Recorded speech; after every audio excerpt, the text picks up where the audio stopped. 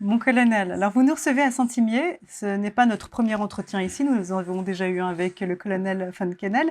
Alors, j'aimerais savoir quel est votre lien avec ce projet. Vous êtes copromoteur, mais qu'est-ce que représente pour vous cet espace muséal, ces troupes jurassiennes?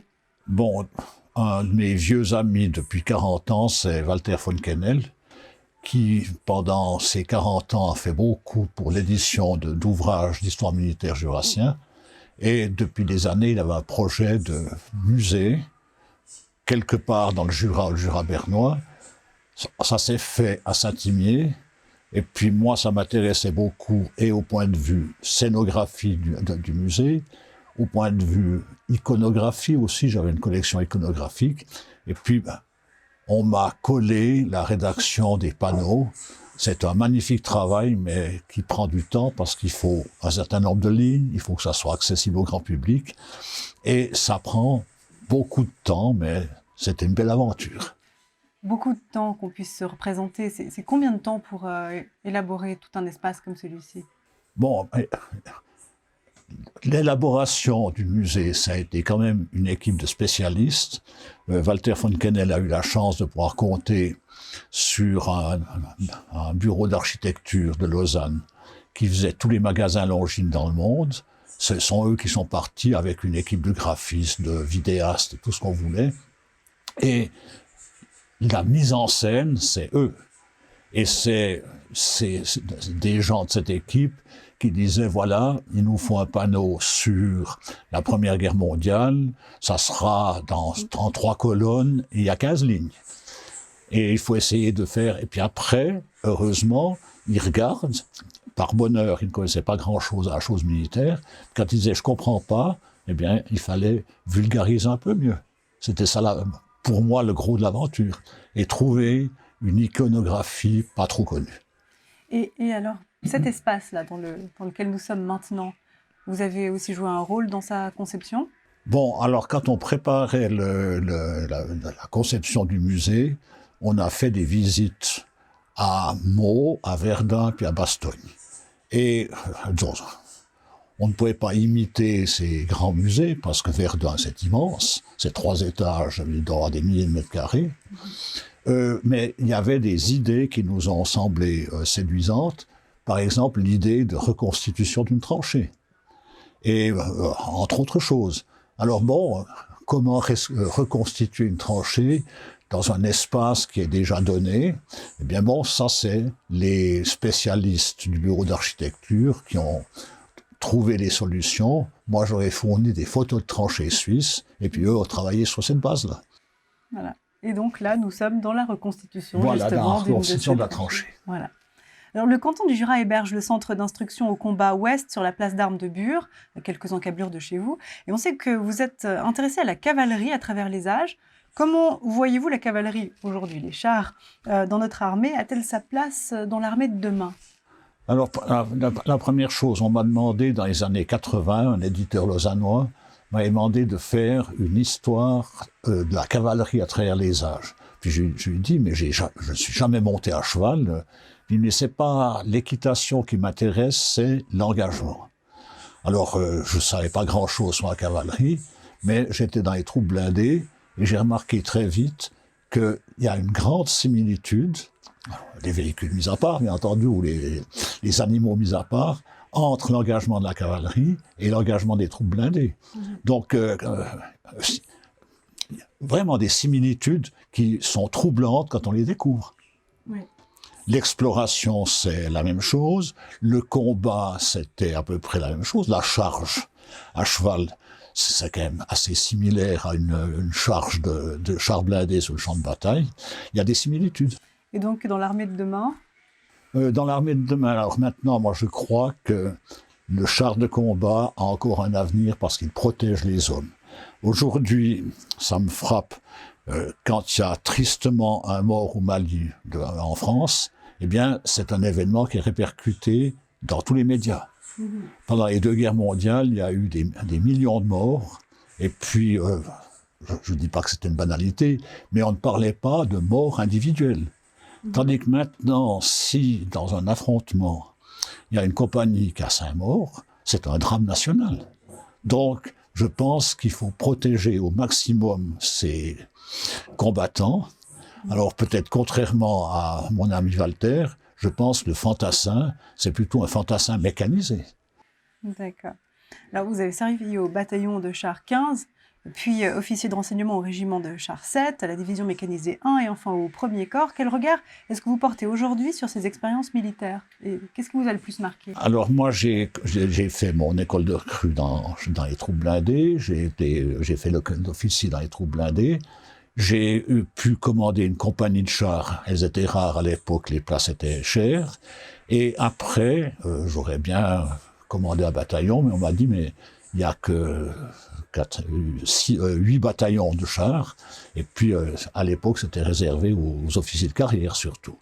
Et puis il y a un de mes supérieurs qui me dit, mais pour toi, le renseignement, ça serait une bonne voie. Je n'étais pas enthousiaste au départ, mais très vite, j'ai été très satisfait de ce changement de carrière, surtout que j'ai eu la chance d'avoir des commandants qui croyaient qu'il faut un officier de renseignement. Parce qu'il y en a certains, l'officier de renseignement, c'est le folklore. On lui demande son avis à un rapport, puis après on prend une décision sans tenir compte de ce qu'il a dit ou ce qu'il a apporté comme élément. Moi, j'ai eu de la chance d'avoir toujours des supérieurs vraiment qui croyaient au renseignement ou qui accordaient toute son importance au renseignement en temps de paix. C'est pas le renseignement de combat, mais ça a été vraiment des belles fonctions. Et surtout, je pense que c'est une des fonctions d'un état-major où on a le plus de contact, j'allais dire, personnel avec le commandant. Et alors, qu'est-ce qui vous a le plus marqué? Eh bien, ce qui m'a le plus marqué, c'est surtout au niveau de la division, quand il faut participer à la conception d'exercices qu'on pourrait appeler opératifs, qui engagent quand même un grand nombre de troupes, et qu'il s'agit soit de présenter l'image de l'ennemi en cherchant à être au maximum réaliste, ou bien dans des manœuvres où on est les exercer, de deviner, je dirais, les intentions de l'ennemi sur la base d'indices, mais avec le grand risque, bien entendu, certaines fois de se tromper. Dans les jeux de guerre, c'est moins évident parce que ceux qui sont en face raisonnent sur le même schéma que moi, mais une de mes toutes belles expériences, c'était au simulateur de conduite de Kriens, où vraiment on engage brigade contre brigade, les mouvements sont marqués sur la carte, les manœuvres sont marquées sur la carte, puis les pertes aussi.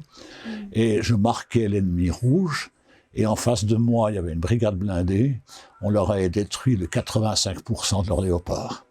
Et le commandant, beau joueur, parce que c'est sur simulateur heureusement, à la fin, à la critique finale, c'était pas un facile pourtant, il me fait venir devant, puis il me dit, voilà, je te donne une étoile de brigadier parce qu'il la mérite, mais une étoile seulement d'à côté. D'accord. Vous avez été rédacteur en chef de la Revue militaire suisse de 1991 à 2006, et aujourd'hui nous réalisons cette interview pour la chaîne YouTube de cette institution que vous connaissez si bien. Alors j'aimerais savoir qu'est-ce que cette évolution vous évoque, et selon vous, est-ce qu'on s'achemine vers une RMS digitale? Quand j'ai repris la RMS, mon prédécesseur, c'était un officier de carrière à Berne, fin de carrière, un peu aigri, et puis qui réglait des comptes d'animosité contre des camarades, des supérieurs ou des fonctionnaires du département.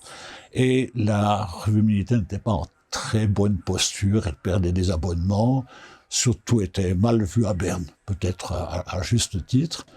Et puis, quand je l'ai repris, eh bien, on a toujours lutté pour gagner des abonnés papier, sur la revue papier, parce qu'on ne parlait pas encore d'Internet et puis d'une partie vidéo.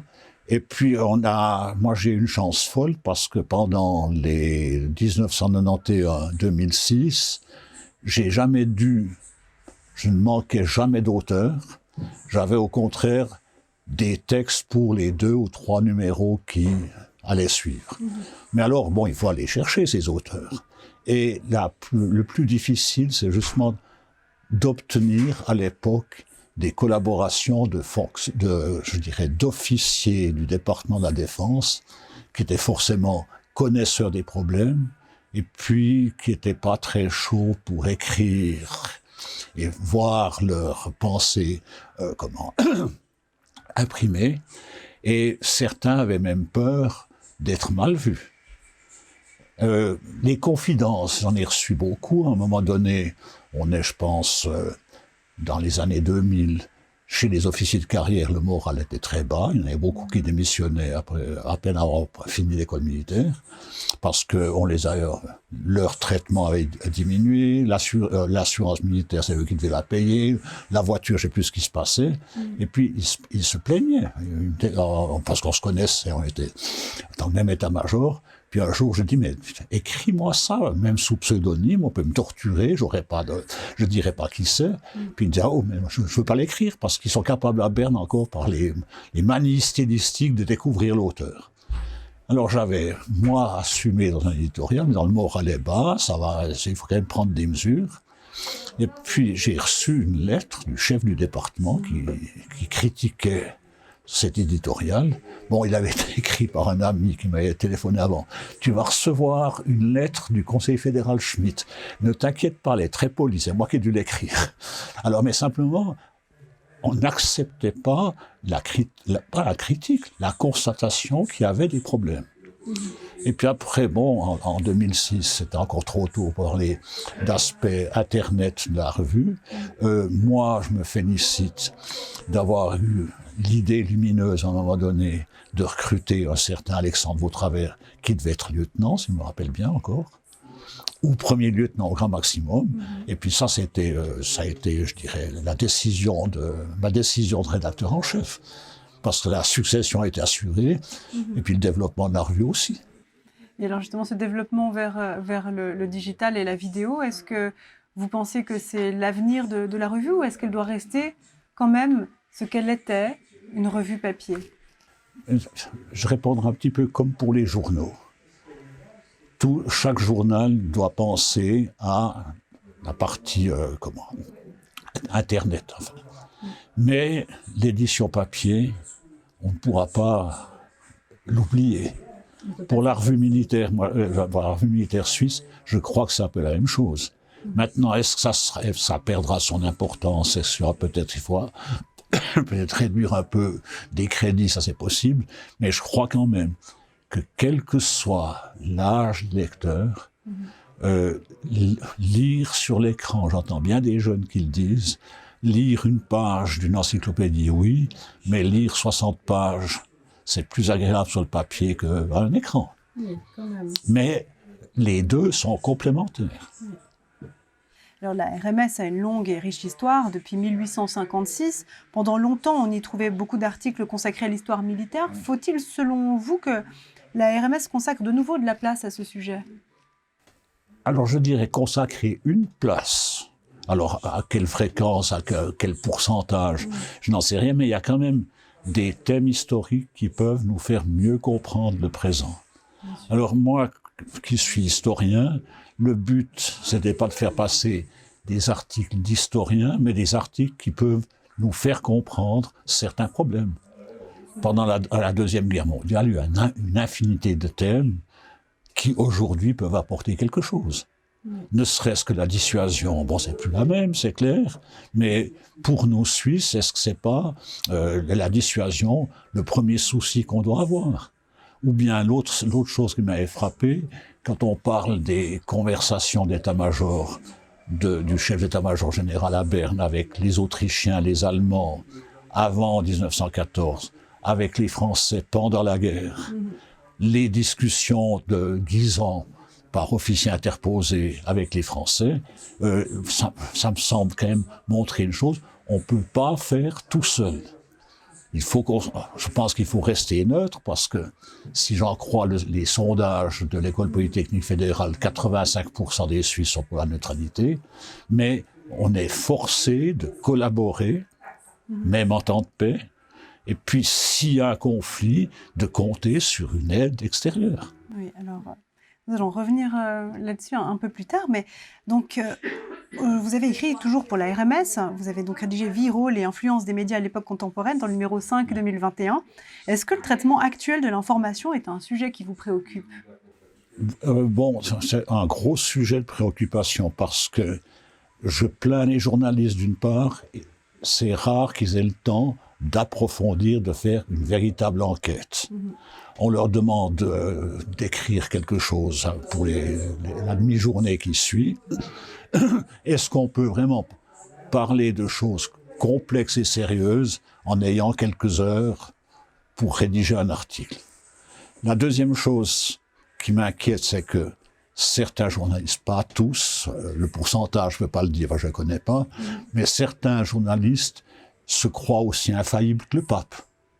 Ce qu'ils disent est juste, ils savent tout, et puis on a beau leur dire c'est peut-être un peu léger ce que tu avances, ça les vexe, et c'est la seule réaction qu'on peut attendre. Alors ça, c'est un sujet d'inquiétude.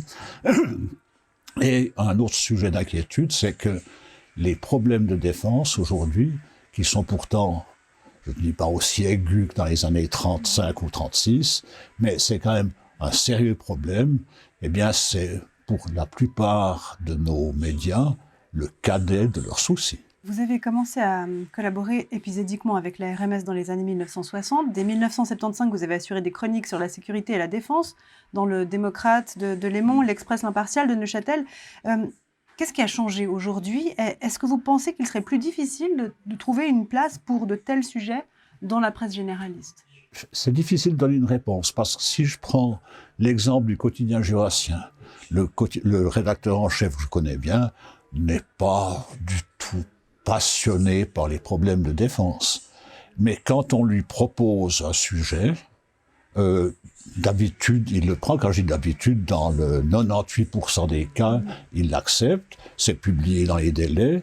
Il y a juste dans le domaine peut-être de armée et questions jurassiennes qu'il y a là des réactions à propos des affaires de morts suspectes dans les années 78. J'avais proposé de reprendre en résumé un excellent article d'un journaliste de Berner Zeitung, mais vraiment un grand journaliste. Et puis parce que vraiment il émettait des considérations sur l'affaire Flückig et d'autres. Et puis la réponse a dit ça n'intéresse personne dans le Jura, mais je pense qu'aujourd'hui encore, dans la République et canton du Jura, on ne veut pas trop creuser cette affaire Flückig parce qu'on risquerait fort de découvrir des choses qu'on n'a pas envie de découvrir. D'accord. Et puis bon, il y a aussi, je pense qu'un journal régional doit avoir une liaison avec les autorités. Je me demande si de temps en temps le rédacteur en chef ne dit pas « Monsieur le ministre, est-ce qu'on peut parler de ça ?» Et dans les autres journaux, vous pensez que ça serait difficile de faire passer ces sujets? Bon, alors, moi j'ai collaboré avec l'Express. Oui. Mais l'Express, c'était le rédacteur en chef du Démocrate qui était parti pour l'Express. C'était Jean-Luc Vautravers qui était un grand rédacteur en chef. Alors la collaboration était la même. J'ai proposé un sujet, parce qu'une chronique, alors ça, je refuserais, parce que si chaque semaine on doit faire un papier, et puis qu'on est tout sec la veille, et puis qu'il faut pondre quelque chose, ça serait l'horreur. Mais il était preneur. Moi je pense que il y a sans doute des exceptions, mais si on proposait, la plupart passeraient. Mais alors il faut éviter la polémique.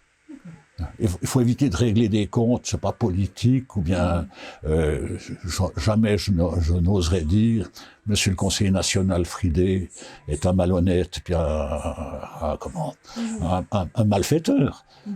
Ce que je pense, mais on peut combattre au niveau des idées, en disant je suis pas d'accord avec lui, mais il faut pas faire de polémique personnelle. J'en avais fait une fois, je m'étais permis, le conseiller aux États jurassiens, Jean-François Roth, c'était le seul membre d'un parti bourgeois qui avait voté contre le FA18. Il allait être candidat au gouvernement jurassien. Alors, en discutant avec Jean Apt, parce que Jean Apt, c'était mon commandant, moi aussi un grand ami, j'ai dit, mais Jean, est-ce qu'il faut faire quelque chose comme rédacteur en chef? Moi, je veux bien écrire l'éditorial, je l'assume, mais j'aimerais bien que tu le relises derrière pour dire si j'ai pas de maladresse diplomatique, etc. Tu connais mieux ce monde-là que moi. On l'a écrit, moi j'avais dit en substance, est-ce que M. Roth pense déjà à sa future élection au gouvernement jurassien pour voter contre les FA-18 ? Jean-François Roth avait téléphoné à Jean Apt en disant « Monsieur le commandant de corps, j'espère que vous allez limoger ce colonel impertinent. » Puis il a répondu « Monsieur le conseiller aux États, on n'est pas dans une république bananière. Ça, je vous autorise à le couper. » Mais c'est vrai. Alors, c'est tout ça pour dire, il faut aussi se faire conseiller. De temps en temps, Jean m'a dit, non mais là, écoute, supprime ce paragraphe parce que ça va peut-être un petit peu trop loin. Et c'est utile. C'est pas une censure, c'est un conseil amical. Voilà. Ouais. Mais sinon, on peut constater actuellement que les journaux ne s'intéressent pas particulièrement à la question des F-35, sauf pour dire qu'ils font trop de bruit. Oui, mais c'est ça. Et puis dans les lettres de lecteur, alors, il faudrait regarder chaque lettre de lecteur. Est-ce qu'elle est pour ou est-ce qu'elle est contre? Mais j'ai l'impression que dans beaucoup de journaux, ça a été une écrasante majorité de lettres de lecteurs contre. Il y en a peut-être un certain nombre pour. Est-ce qu'elles ont été mises de côté? Alors ça on n'a pas la réponse. En tant qu'historien, vous êtes aussi l'auteur de plusieurs ouvrages, notamment « Et si la Suisse avait été envahie » 1939-1945, écrit avec Pierre Streit. Ce livre entend montrer que cette question n'a rien de farfelu. On sait que vous avez aussi pris position à l'époque des travaux de la commission d'experts indépendants, dite commission Berger. Est-ce qu'un message objectif est basé sur les rapports de force plus que sur les penchants politiques est vraiment si difficile à entendre? Si je prends le livre qu'on a fait avec Pierre Streit, c'était très bien. Lui a fait une uchronie. Donc, qu'est-ce qui aurait pu se passer en 1942? Et puis, il a choisi habilement la période. C'était la période où on avait le plus de chances de tenir le coup. Parce qu'en 39, 40 et 41, si les Allemands nous avaient envahis, après 5 jours, il n'y avait plus rien. Et puis, le réduit, contrairement à ce que certains pensent, il est décidé en juin 40, mais il n'est pas opérationnel avant la fin 41. Alors bon, là, il y a une période de gros risques. Alors, moi, ce que j'ai essayé de mettre en évidence, c'est que, à certains moments, notre service de renseignement a mal interprété les indices. Quand il y avait tout le corps blindé de Guderian à la frontière ouest, ils l'ont interprété. C'est des troupes blindées fortement commotionnés, entre guillemets, par la campagne de France, qui sont en train de se rétablir, alors qu'en fait, ils étaient en DP4 pour envahir une partie de la Suisse. Mais un service de renseignement ne peut pas tout voir, tout comprendre.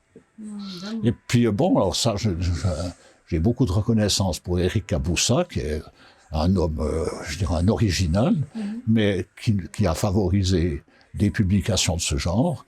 Je ne sais pas si ça a été un succès commercial ou pas. Enfin, qu'importe, il a pu le publier, ça a passé, et puis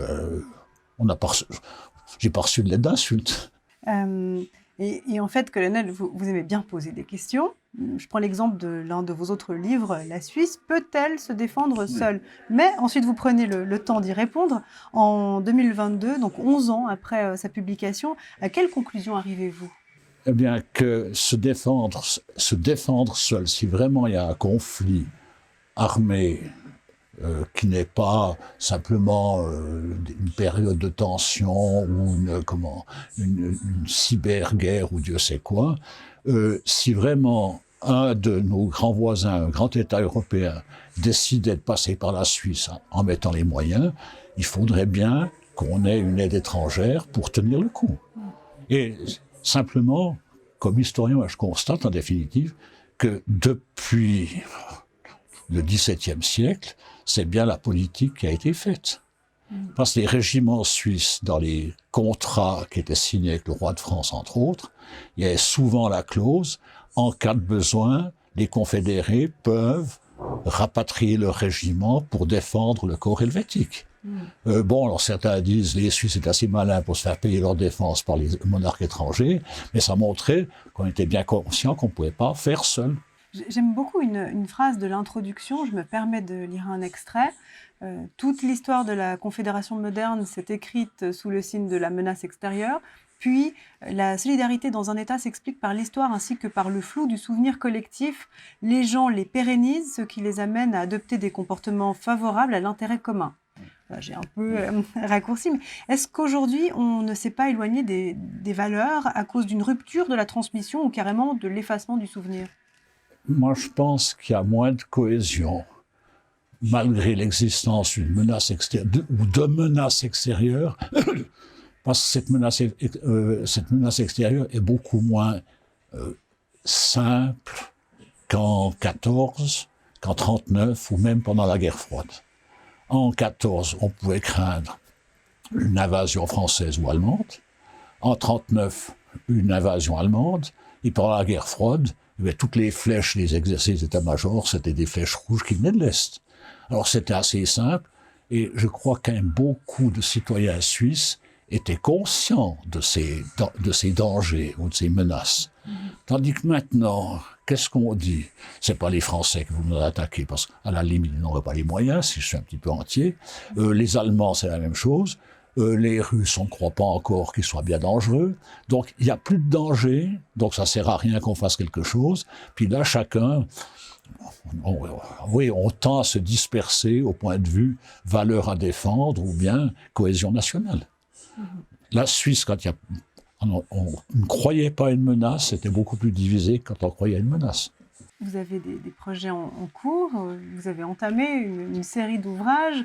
Est-ce que vous pouvez nous en parler? Est-ce qu'il y a d'autres projets sur le feu? Alors, c'est quand même un très gros projet. On a publié la période 1792-1964. Donc ça, c'est au point de vue recherche, il n'y a rien de fondamentalement nouveau. J'ai repris des contributions, des articles qui avaient déjà paru, il a fallu fusionner tout ça, repris des vieilles publications, surtout sur le 19e siècle, jurassienne, où des érudits amateurs avaient quand même une vision un peu étriquée de l'histoire militaire. C'était juste faire la chronique, sortir des archives qui concernaient la milice de la même ville, puis on l'a publié, puis on était content. Alors on a essayé d'avoir une vision plus globale, une vision peut-être un tout petit peu nouvelle, parce que toutes les tensions qu'il y a eu dans le Jura au 19e, je dis bien, les tensions politico-religieuses, l'historiographie jurassienne dit toujours c'est ces sales radicaux qui sont des persécuteurs, des braves catholiques qui n'y peuvent rien, mais si on regarde les choses de plus près, le clergé catholique était aussi intolérant et sectaire de l'autre côté, et il y a une certaine dimension guerre interjurassienne. Qui ne correspond pas tout à fait avec le Jura bernois, l'actuel canton du Jura, mais il y a une guerre interjurassienne. Alors bon, là, au point de vue recherche, il n'y a rien de fondamental. Le tome 3 qui va sortir, c'est la période 1995 à nos jours. Là, c'est très délicat. Mon ami Vifian s'y est attelé. C'est si on veut faire l'histoire militaire du Jura, le Jura bernois, qu'est-ce qui reste à écrire, puisque, comme disait Walter von Kellen tout à l'heure, les Jurassiens se retrouvent dans une compagnie. Alors bon. Puis le tome 4 ensuite Alors dans le tome 4, ça sera la conscription française. Ça, c'est un gros numéro. Alors nouveau, c'est Sébastien Dupuis de Fribourg qui s'y attelle, parce que là, vraiment, on a été un territoire occupé. Comme les Alsaciens, il y a eu des malgré nous qui ont dû partir au service français, et puis avec des pertes épouvantables. À Bérésina, le 61e de ligne a perdu 90% des effectifs. Et puis alors, le tome premier, alors c'est une médiéviste de Bienne, Antonia Jordi, qui est germanophone, qui arrive à travailler sur des archives du 11e, 12e siècle, à lire puis à comprendre. Alors qui s'occupe de la période 999-1792. Alors ça, c'est absolument nouveau parce qu'il n'y a jamais eu une histoire du système de défense du prince, évêque de Bâle, et il n'y a jamais eu une étude scientifique et sérieuse sur sa faiblesse militaire qui explique quasiment tous les problèmes. Alors pour se procurer ce livre, on peut encore le trouver ? Alors, le tome qui a paru, c'est le tome 2, parce que le premier, ça demandait traduction, c'était un gros travail, il n'était pas prêt. On a un éditeur à Adlémont, c'est c'est l'entreprise qui édite le quotidien jurassien. Alors, chose magnifique, l'éditeur a eu du courage, a pris la responsabilité de la souscription, de la publicité dans son journal, gratis pro deo, parce qu'au prix où ça coûte, de l'expédition, du contrôle des femmes, vraiment le travail de l'éditeur. Et puis bon, alors pour notre part, mais ça c'est surtout Walter von Kennel qui a trouvé 150 000 francs pour financer ces 4 volumes. Et puis les ventes sont bonnes parce qu'on a un tir à 600 exemplaires. Et puis ce matin, le représentant de l'éditeur à Porrentruy, que je vois souvent, me disait sur les 600, il en reste 120. C'est bien, disons, comme c'est une série, il y a peut-être d'autres commandes, on va pas avoir des centaines d'invendus. Très bien. Merci beaucoup, colonel Devecq.